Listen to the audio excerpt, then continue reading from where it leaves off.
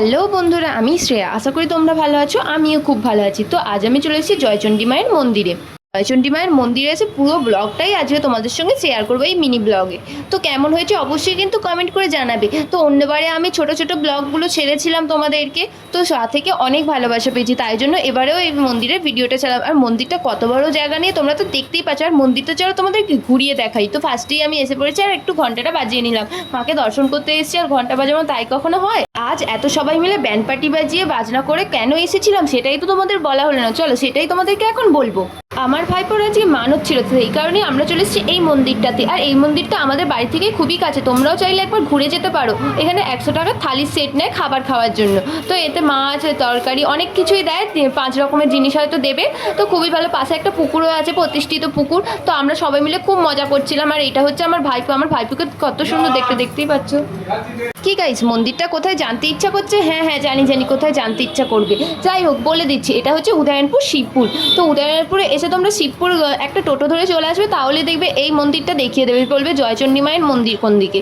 তো পেয়ে যাবে তোমরা। অ্যাড্রেস তো আমরা দিয়ে দিলাম। তোমাদের যদি এই মন্দিরটা ভালো লাগে অবশ্যই কিন্তু একবার ঘুরে যেও, মায়ের দর্শন করে যেও। এখন মায়ের প্রসাদ নিয়ে গেল, আর এখানে ঠাকুরের ছবি তুলছিলাম, এটা ওটা করছিলাম। তো অনেকই মজা করেছি, খুব মজা হয়েছে। আর এদিকে দেখো পাটাবলির জন্য সব কিছু একটা করছে, কি জানি না। যাই হোক, আমার ভাইপোর জন্য ও জোড়াপাটা মানত করেছিল কোনো একটা কারণে। যাই হোক, সেই মানত পূরণ করতেই আজ এখানে আসা। আর এখানে দেখো ওরা 3জন দণ্ডি কাটছে। পুরো মন্দিরটা 3বার প্রদর্শন করতে হবে, অত বড় মন্দিরটা।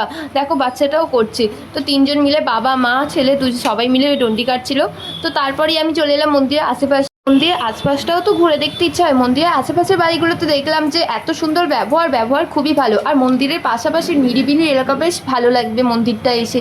আর এখানে দেখো আমার বোনপোরা সব খেলা করছে। আর এখানে দেখো একটা নন্দী বা ষাঁড় রয়েছে। তো যে কোনো একটা বলতেই পারো, কি এটা হবে নামটা আমি ঠিকভাবে বলতে পারছি না, ভুল হলে অবশ্যই ধরিয়ে দিও। তো এইটাই চাপার জন্য ওরা মানে লাফালাফি করছে, সব মারপিট শুরু করে দিয়েছিল। আর এই জিনিসটা দেখতে পেয়ে ওদের মনে খুশি কি যে বলবো, মানে ওদের খুশি শেষ ছিল না। যাই হোক, এখানে আরেকটা পুচকি বনিয়েছে, আমার সঙ্গে ছবি তুলবে, ভিডিও তুলবে, অনেকক্ষণ ধরে বলছিল, তাই আর কি ভিডিও করে নিলাম।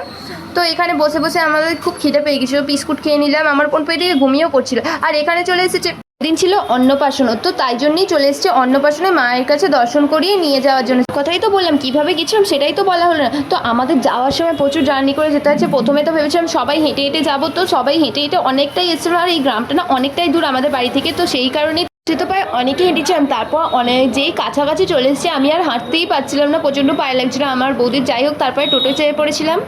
যাওয়ার সময় তো প্রচুর এনার্জি ছিল, নাচানাচি করতে করতে যাচ্ছিলাম, কিন্তু আসার সময় এনার্জি পুরো লস হয়ে গেছিলো। মানে এবার বাড়ি যেতে পারলেই বাঁচি। আজকের মিনি ব্লগটি এখানেই শেষ করলাম।